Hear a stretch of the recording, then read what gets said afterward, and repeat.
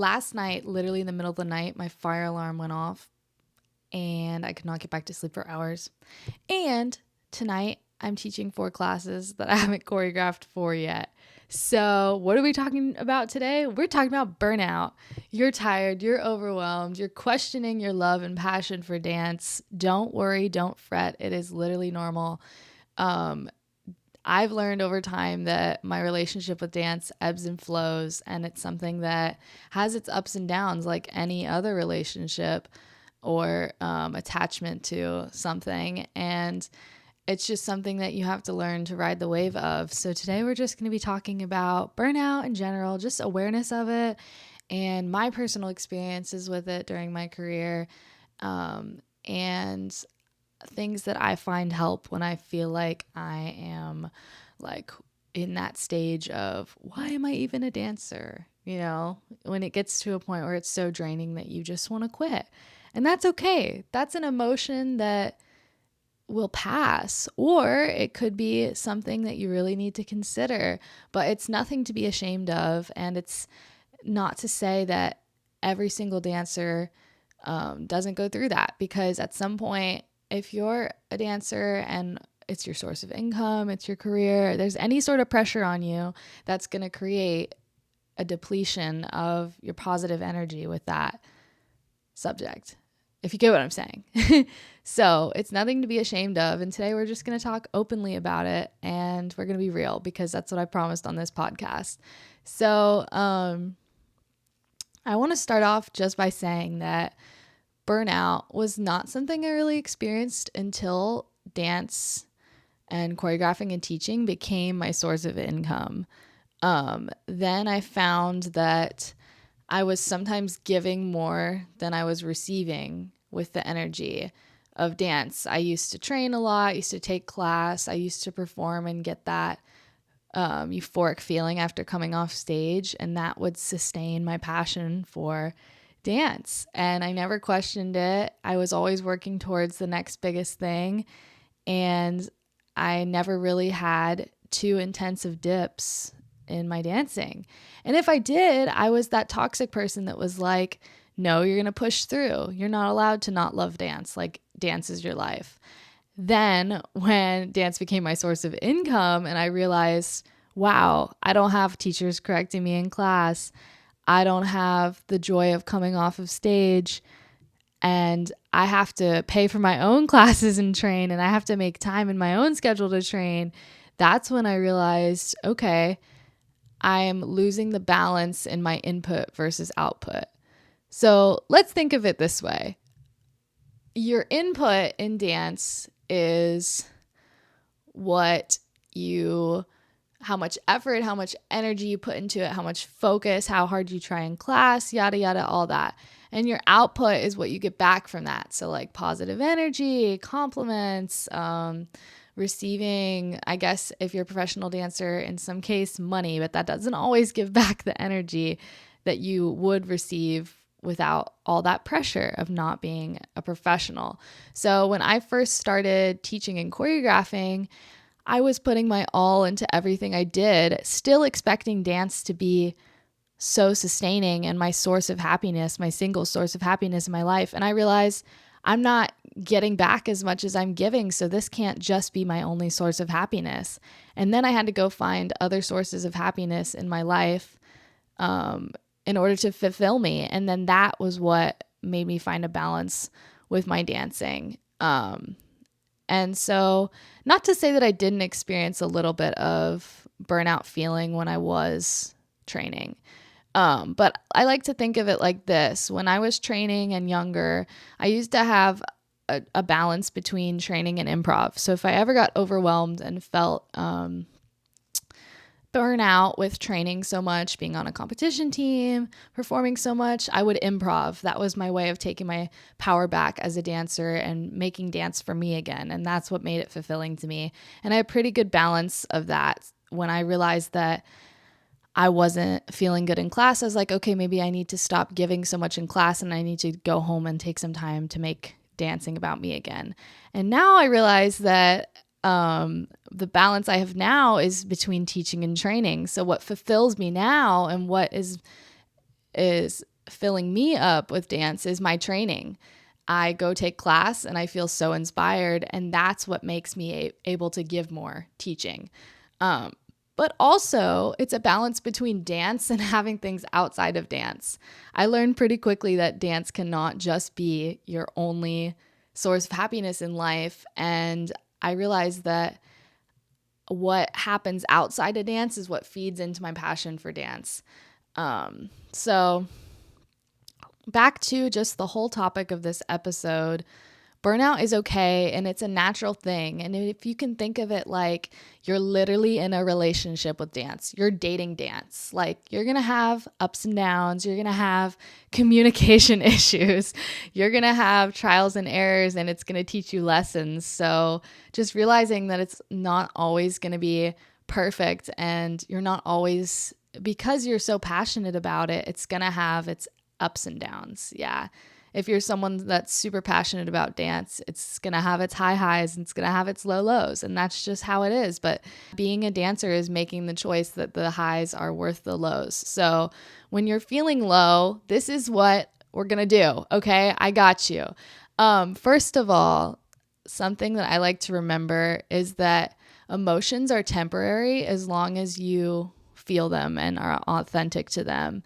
So if I used to start feeling burnout, I would get kind of scared of that emotion. And then I would be like, oh my God, I don't love dance anymore.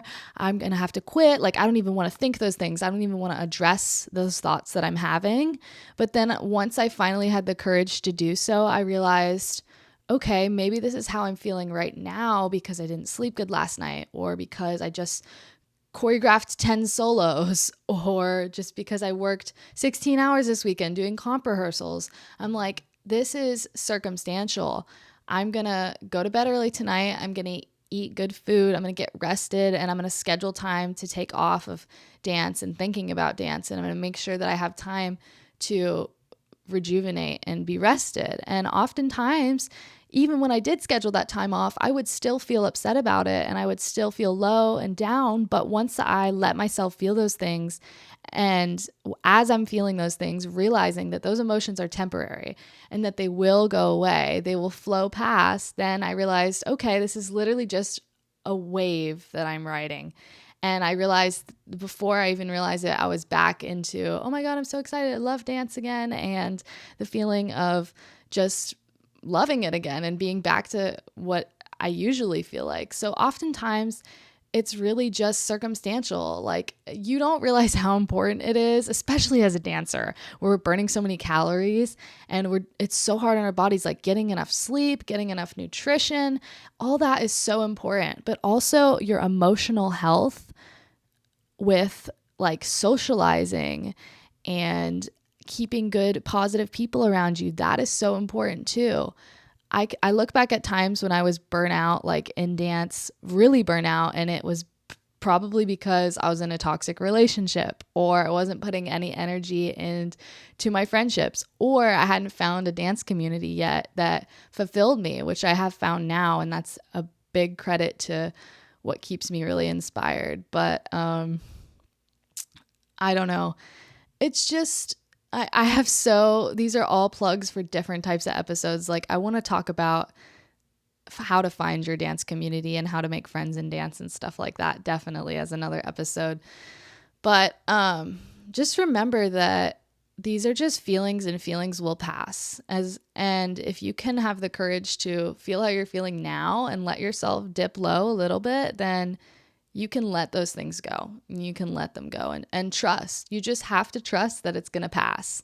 And that's something that I learned from experience of having so many dips with dance, where I'm just like, oh, another little couple days, even a week maybe. Like, I've taken weeks off before because I'm like, I just simply don't want to dance. And that's okay. That didn't mean I was quitting. That doesn't mean I was going to get worse. That didn't mean that I was a failure. Like maybe 2 years ago, taking a week off dance, I would have flipped my shit because I hadn't stretched my splits in a week. But then I realized, what's more important, losing a week's worth of flexibility or my mental health? And you just get to a point where you're like, I'm not going to prioritize some facade about staying flexible. And I know I've trained for this many years. I'm not going to lose it in a week, but I will prioritize my mental health. And you just get to a place where that's more important. And that's where I'm at. As soon as I feel like I don't want to dance anymore, I just don't. And then sooner than I think, I always want to go back to dancing. So if you can change your mindset to that, and it takes practice, it honestly does, because it's scary to let go of something that's so fulfilling to you.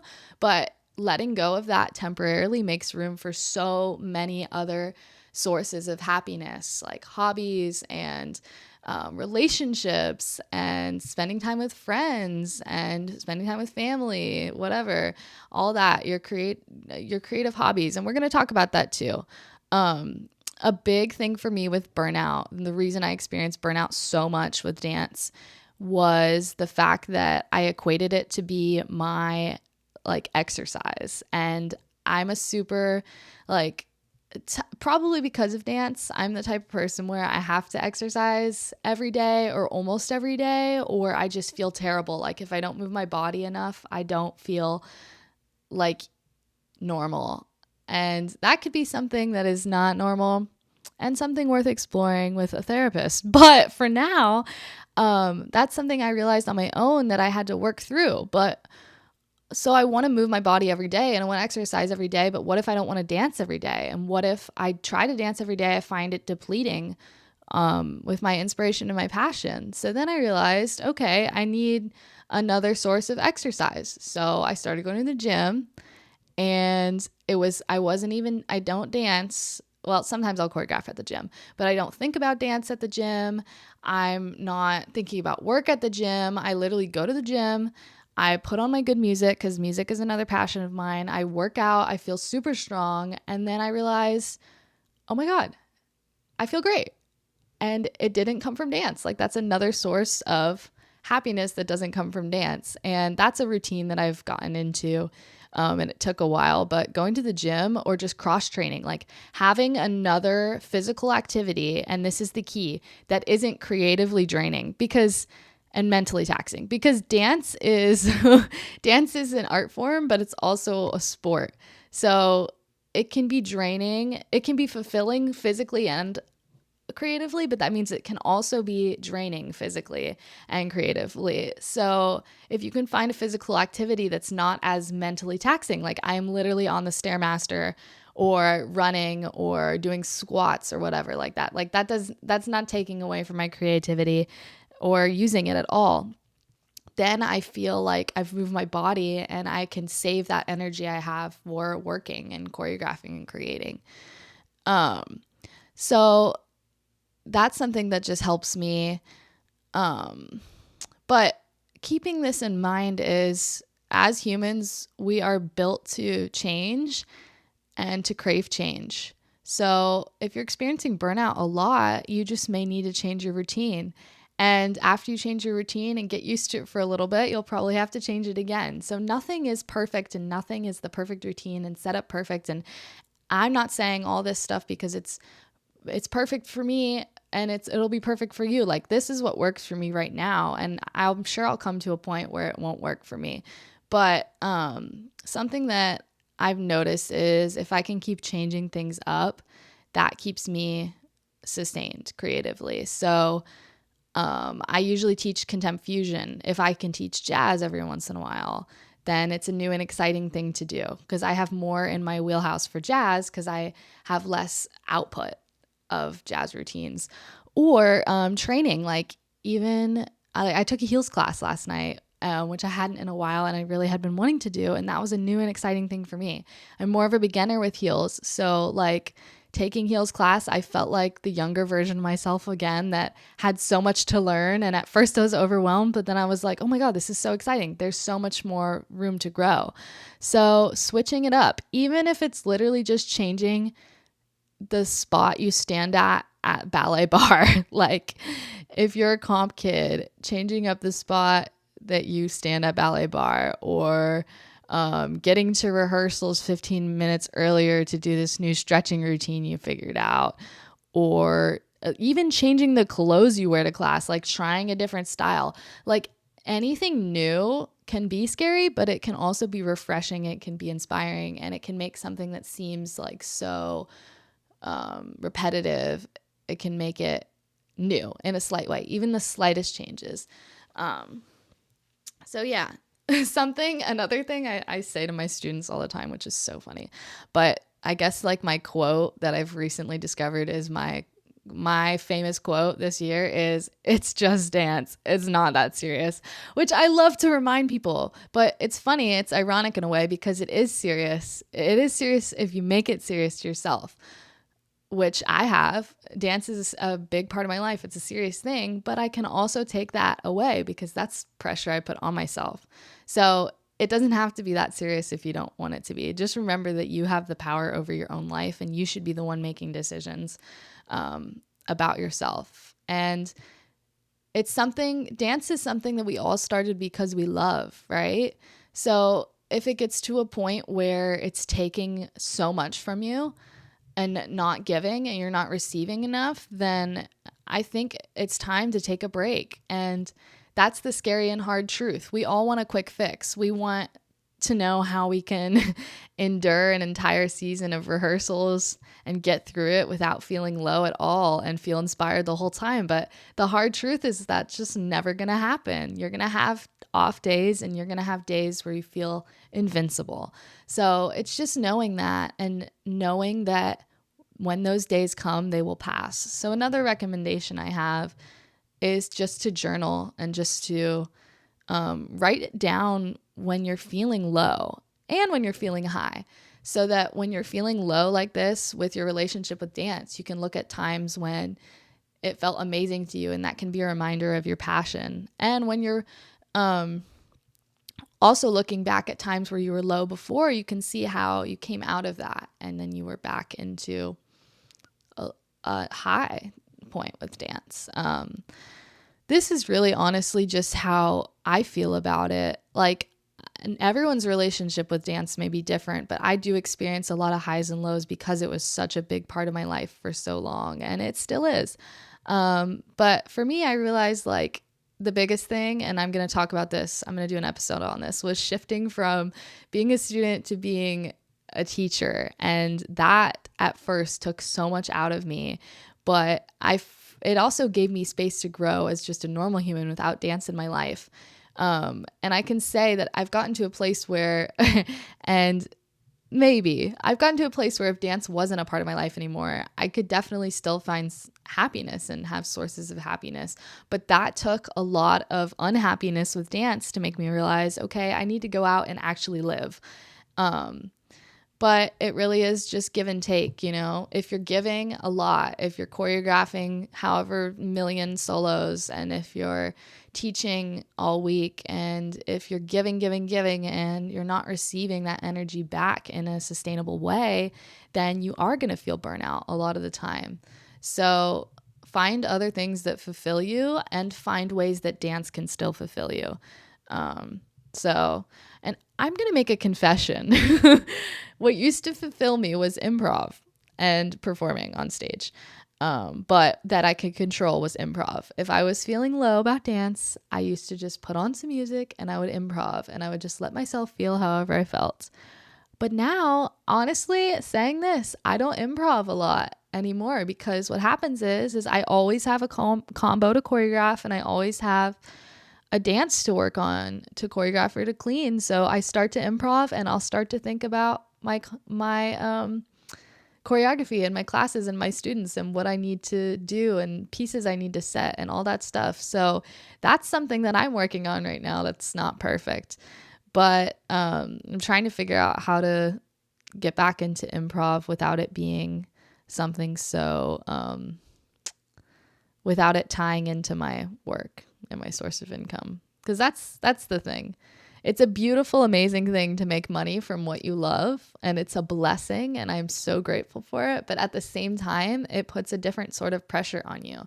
Your creative energy becomes a product, and your time becomes a product that you're selling, and you're giving out intimate parts of yourself in the form of movement.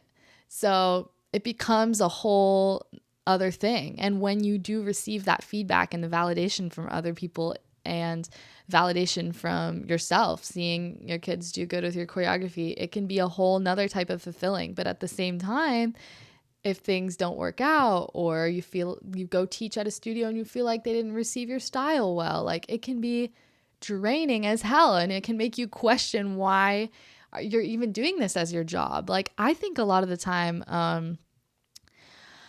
I'll I'll be dancing and I'm thinking, why don't I just get a normal person job and dance for fun on the side so that I can protect my passion for it and it's not tainted by the pressure to succeed and the pressure to make it and the pressure to like sell myself and my choreography. And then I realized, to me, that's something I've decided that it just wouldn't be enough for me. It wouldn't be enough for me to not be dancing all the time.